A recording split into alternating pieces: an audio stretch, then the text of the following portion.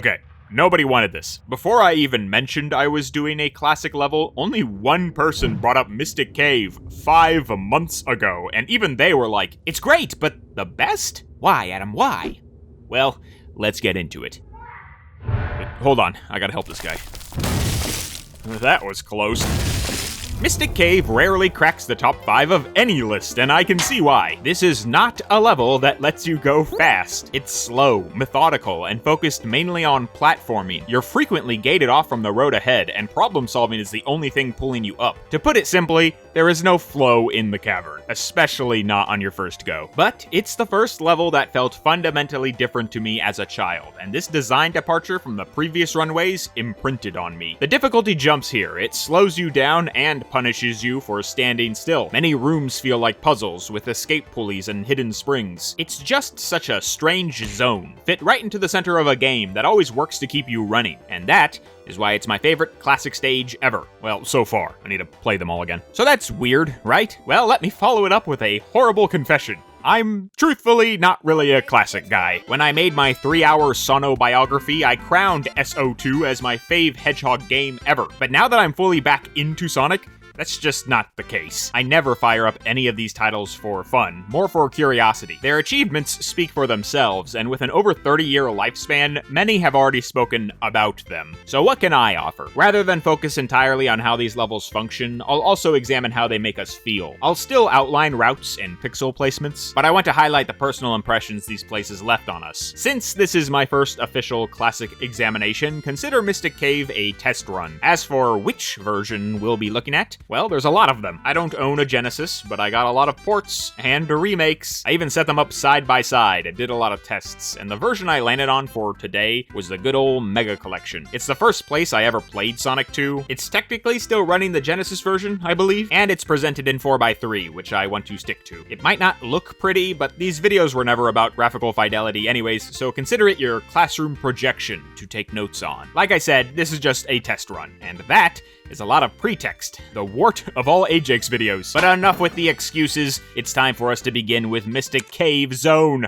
Act 1. And obviously, I gotta yap about this initial shot, because believe it or not, it's doing some things. To begin, it's the first interior we get within Sonic 2. Every zone before starts us in the open air. They transition to interiors quite a bit, but Mystic Cave closes off everything around you. This is also the first time where an object in the foreground is obscuring Sonic. This wooden pole covers his back quills. Tails typically jogs up to you in all the starts, and his movement here highlights the obstruction as well. So why does the foreground matter? Because this level specifically plays with the background along with it. Depth is something I constantly bring up, and that's nothing new, not in Classic Sonic and not even in Sonic 2. But Mystic Cave is the first time we see the exact path beneath our feet in the background. The cavern has this rolling bright blue track that follows you everywhere. Seeing it duplicated in the background creates this mirroring effect. It's obscured by layers of stone too, and that massive space behind it looks endless. It's the first time I ever thought to myself, is that a different level behind me? A separate zone? And if I'm trapped in a trippy cave, am I even on the right passage? But while we're here, I gotta compliment the colors. The goal is mystic, and this cave delivers. Green, purple, and light blue are colors you'd find on one of Amy's fortune cards, not a mine shaft.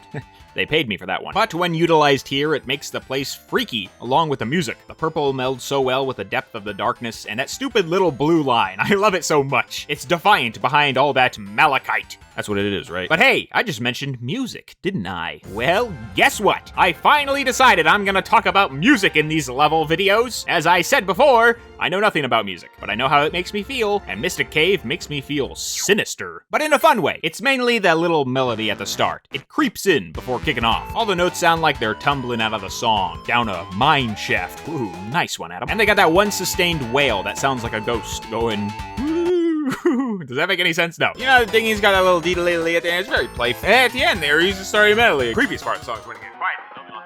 You know, one of my favorite parts right at the end when they get... Okay, maybe a play-by-play on the music is not very effective, but it feels dastardly, yet still somehow Sonic. It's catchy, but it's spooky. It's kinda Scooby-Doo, you know? And most importantly, it's got that supernatural tinge. Dark, dangerous, and mystical. And now, no one will ask me to talk about music ever again. Kidding, joking, I'm a jokester, I can't help it. Okay, shut up, Adam. Let's hold right and stumble into our first interesting little segment of Mystic Cave that I like to call Base Camp.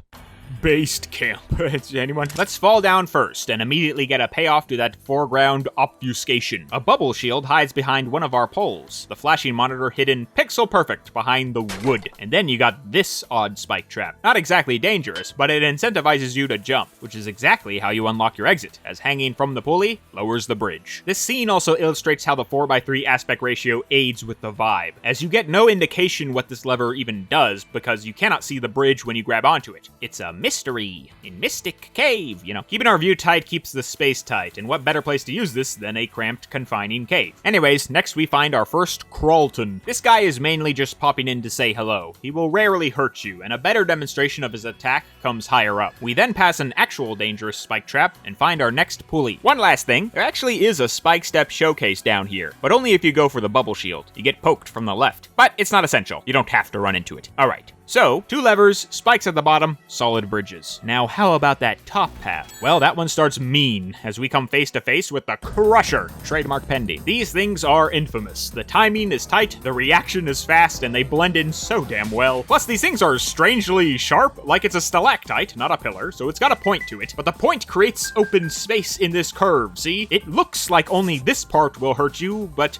no, oh no. All of it hurts you. And let me reiterate, this one is mean, because it's also placed right behind another pole in the foreground. You might catch this thing slowly rising, and the fun slope behind it, but it's just waiting for you to get comfortable. Regardless, surviving the Crusher will introduce you to our first Flasher. Look, there he goes. Yeah, these guys are very annoying, but kind of like the Crawlton, he's easily avoidable here. A clear demonstration of his disgusting power comes by the crates later. We slope up twice and encounter our first mandatory spike step. It's funny because the previous 2 slopes encourage you to hold right to clear them, but continuing right on this final area will just plant you right where this thing wants you. Finally, we get to see why I call this place base camp, as climbing up these collapsible platforms reveals a checkpoint and some 10 rings to start your journey. It's silly, but to me, this alcove is base camp. The post is my tent, the rings are my rations, it hangs over a scenic overlook too, now showcasing the roof of the cave. And now that we've planted our flag and traversed the area, I want to do something cool. Check this out.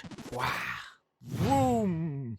Alright, it's not perfect, but from this far out, we can inspect this set piece. Notice how tucked away this star post is? You gotta work to get to it. And you can get to it. Since Mystic Cave is staggered rooms, it's still accessible from the bottom path. But to finish off, I believe base camp is Mystic Cave all in one little square. It serves you every mechanic up front, pulleys, crushers, spike steps. It introduces both enemies, albeit a bit shy, and it demonstrates all vibes of the cavern. Cramped spaces, deep mine shafts, and my favorite bit, if you scale the entire segment, you will see the entire background. The blue track overtakes the bottom, but if you climb up to that checkpoint, you will witness the roof. That's so cool! And it's only the beginning, as we're going to immediately slide on over to our next section, the Crate Corrector.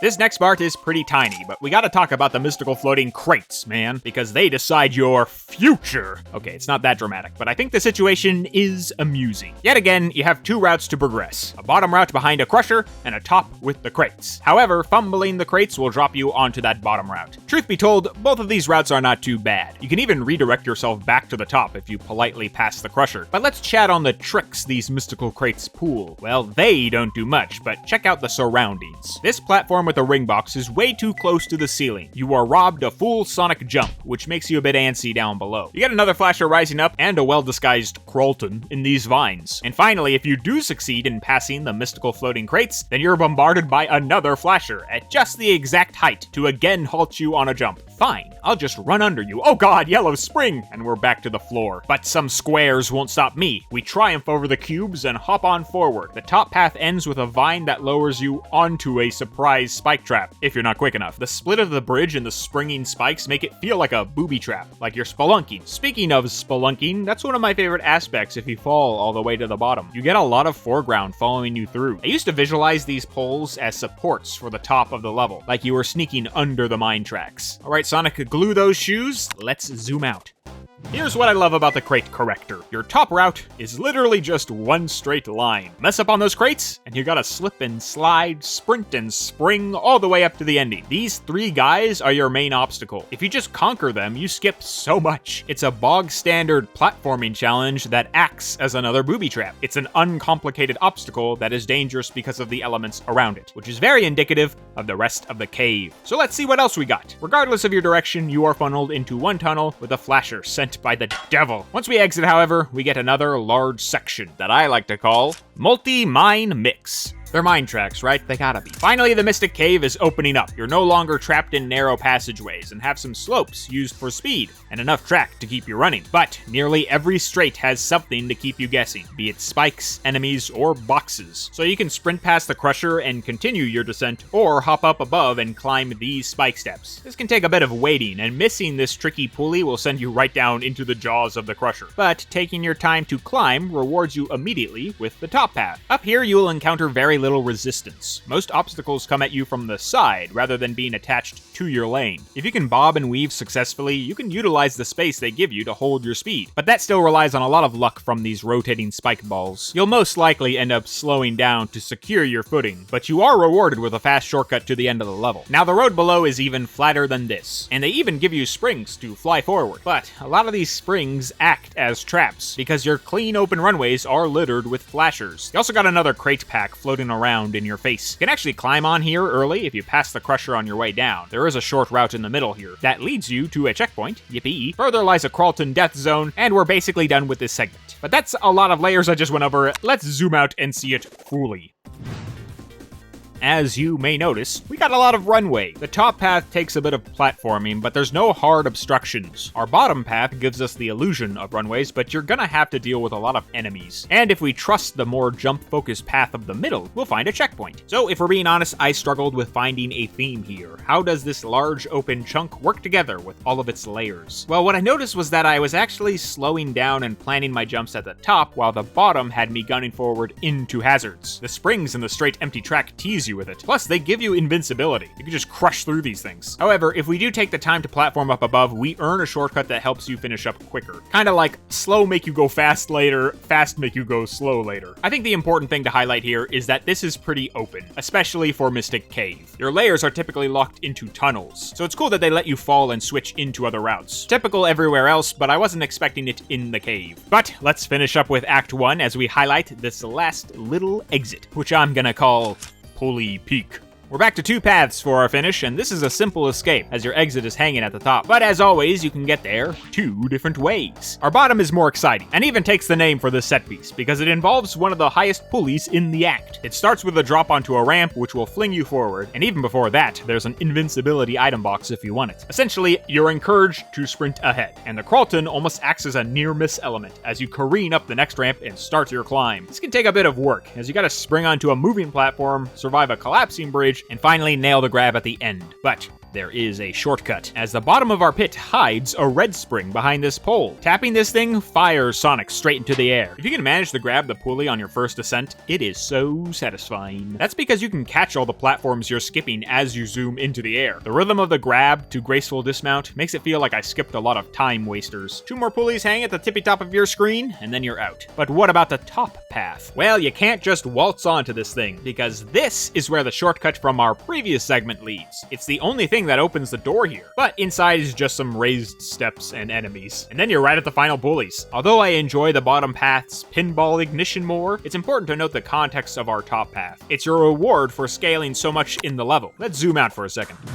The only easy way to get up there in the previous area was back by our checkpoint. It takes a bit of strict hopping to get to the vines, and even then, you can still miss it. But that's what I love about this quick little segment. It exemplifies the process of scaling the caves. Your bottom path does this literally. It's the deepest area. Plus, you're hit with 3 pulleys back to back. It feels like Sonic is putting in work using track elements to escape. But the top path does this metaphorically, because you had to scale before this to even access this shortcut. In essence, you're forced to experience the climb of the cavern whichever route you take. And that's neat, and that's Pulley Peak. Otherwise, we get 2 more terrifying crushers, 2 more collapsing platforms, and 2 more TVs. Die, die! The background eventually mellows out as we depart on leveled ground and complete Mystic Cave Act 1. But guess what? Mystic Cave Act 2! Bet you didn't see that one coming. Our intro shot is identical to the last, so let's walk on forward to our next segment, the Swing and Spring Atrium, Act Act 2 saves its most open area for right at the start. Once you pull down that bridge, you see a whole lot of nothing. Just the floating platform, and that's it. You immediately feel the space. Judging by the pitfalls previously, we're fearful in dropping down, but if we do, all we encounter is another simple road. So regardless of how you progress, you will encounter these two swinging pendulums. You can waltz right onto them from the top, or jump from the simple bottom. Now, you won't be able to initially, because progressing on the bottom blocks the spring that allows this. But if you just walk forward and leave the bridge behind, it'll reset if you decide to walk back. Free spring! And onto the pendulum. This will take you higher up into another massive atrium, covered in these springboards. I tried to figure out,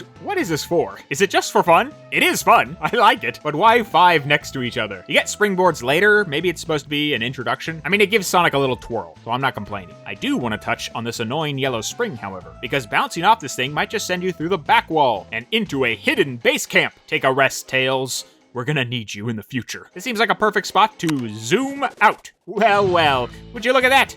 Space! The camera positioning already makes you feel like you're out in the open, but they really keep things wide here. That's what I love about the Swing and Spring Atrium. It again gives you the sense that you are climbing the underground, but this time through platforms rather than pulleys. It keeps our ascent difficult through the placement of track elements, this pulley especially. But overall, it's a tall segment that emphasizes space, which can be hilariously bypassed if you literally just march on forward down below. Seriously, sometimes you just want to hold right? Alright, enough of this height. Let's get tight and see where the bottom takes us. In our next notable segment, the airtight stalactites. Duck your head, because things are going to get a lot more narrow. The section I'm specifically referring to here is the bottom chunk of Act 2. The physical roof of the cavern is constant, and it's the deepest you get in the zone. The best visual of this tight space comes right at the start. A crusher guards this slope down, and clearing it sends you right below some inverted spikes hanging from the ceiling. This is great. The roof already looked dangerous with all its jagged edges, but now they actually attached a hazard to it, and they look natural, masking the bottoms by hiding it behind the rocks. You don't miss them because they're white against green. Plus, they're placed at varying heights. It feels like you're ducking your head below them because you enter into a dip to avoid them. Plus, the foreground pole basically colliding with the first spike, that's pixel to pixel. If Sonic so much as inhales, he's stabbing his skull. I need to inhale. It's an effective little moment that you literally clear just by moving forward. A near miss element way back in 1992, and I love it. Okay, but what else? Well, a red spring can take you out of this section, if you want, but trekking forward will set you against more Kroltons and slopes. You get no airtime because you're squeezed into that tunnel, so any spin dash up is gonna have you banging your head. Soon you wind down the corridor and things get really tight. Another crate pack barely gives you any room to navigate. They can even kill you if you're not fast enough. If you want to grab your TVs, you gotta keep step with the squares. Your next pulley continues to constrain the space by offering no change in elevation through this bridge. Notice how it doesn't open up the space, it just keeps the tunnel the same size. And finally, you can fall down 2 collapsible platforms and onto some spikes. Oof, I just got misdicked. Misdicked? No, I just got hurt. Your last ticket out of here is these fun rolling hills, similar to the track in the background. They even finish you off with those same spike stalactites. Wonderful. All right, let's inhale and get a broad overview.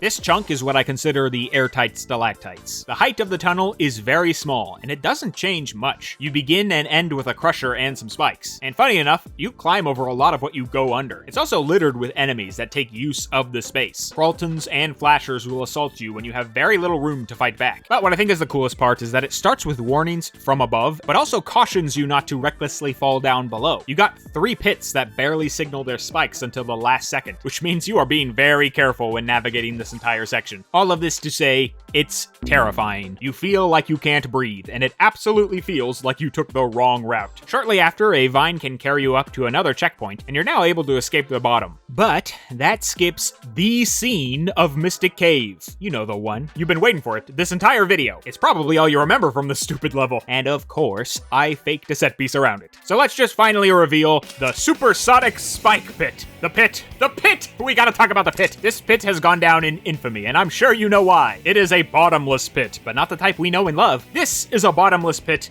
with a bottom. It's just that the bottom will kill you, because it's spiked up with no exit. You cannot climb out of the pit. They're in turn epitomizing the colloquial Sonic term of bottomless pit, aka it kills you. Let's just do this early. If we zoom out, this pit isn't exactly hard to avoid. You just need to pull this lever and release your bridge. But that didn't stop countless players from jumping into the elevator and bringing poor Miles Prower with them. He can fly, and he died with you. What a trooper. So let's break down why. Hold on tight, because I'm gonna invoke the M word, but your culprit here is momentum. You don't fall into the pit, you run into the pit from falling. Okay, look, the lead up here is what got you. The crusher acts as a sort of starting gate. You're primed to sprint through it when you slide past, and you're immediately onto a ramp with a flasher spaced out far enough to avoid you, if you hightail it out of there. So you take advantage of its positioning and sprint up that fun ramp. And looky look here, 2 more flashers with 3 rings in between. With the 4x3 aspect ratio, these guys hover down from the right corner. The top one is high up, but the next guy is gonna be in your way. You use all that pent-up momentum to swat the fly, and fly forward. And then you see a hole. I don't blame anyone for falling in. Sure, the pulley is there, but even if you take your time, that thing is dangerously close to the edge. One small slip up and you're falling on these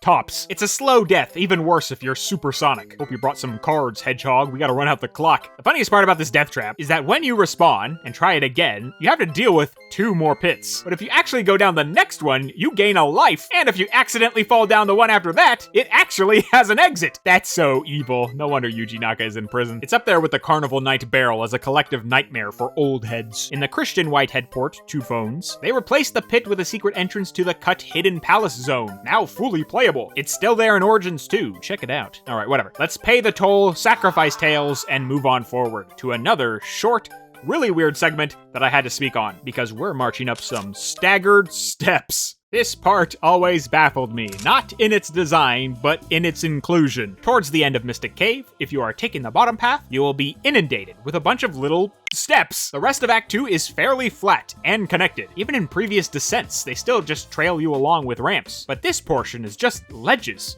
up and down. Passing this crusher keeps you descending, but it's still like ledge, ledge, ledge, ledge, ledge. My theory is it's there to force you to jump because of these guys. A flasher is typically going to catch you in midair, and the steps in these narrow passageways constantly bounce you into their flight path. I know it's a superficial thing to fixate on, but if we zoom out, it just looks strange from afar. When we pan across, we just see a lot of long routes, right? And then suddenly, boom, steps. Also, what's up with this? What is this? It looks so strange, so broken, and forgive me for this, but it looks flaccid. It just does. I don't know how else to describe it. It sort of solidifies the broken nature of this collapsing mine. Or maybe I'm just making a mountain out of a mystical molehill. So that's my question to you. What do you make of the staggered steps? I gotta know. But before we grab that checkpoint and face Dr. Eggman, we need to discuss the top path in what I like to call the topside track path.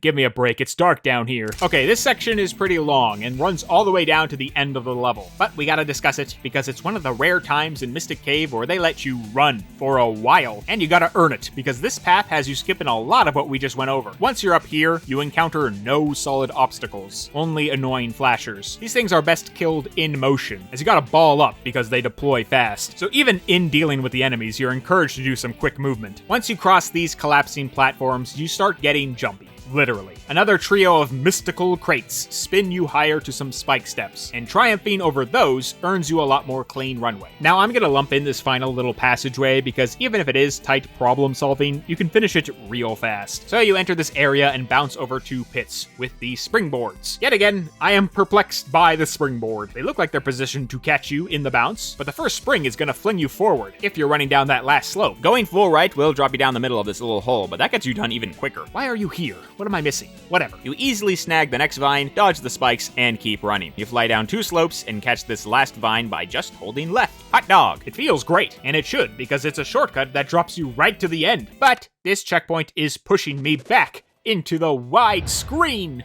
Whoa! So this is my hashtag topside track path, and from this far out, maybe you can see what I mean. It's a lot of flat ground with few obstacles in between. If you nail your jumps, you rarely slow down. It's tough, however, for me to say that you feel unbridled freedom here. You've been taught to be so cautious in the rooms before, you're probably tiptoeing down the path rather than taking advantage of it. The flashers can swarm you, and the spike steps can keep you guessing. That being said, you do see the cave ceiling in the background once you hit the highest point, which is a nice indicator that you're doing something right. But despite trying to slow you down, Mystic Cave does give you one opportunity to go fast. Thank you, Cave? One last thing, you can get a rare speed shoes capsule right before this section, but I found the controls very unwieldy for this environment. This is how you know I'm not really a classic guy. I kept jumping into spikes and losing any sense of speed. After like 50 save states, I managed to do one clean run. However, if you know where to jump, you can absolutely take advantage of this route. The speed helps you push over single platforms, and you can even take it into that final square. I don't know how any kids would have practiced this in 92. I would have been crying for my mom. But that's everything in the topside track path, and most of Mystic Cave Act 2.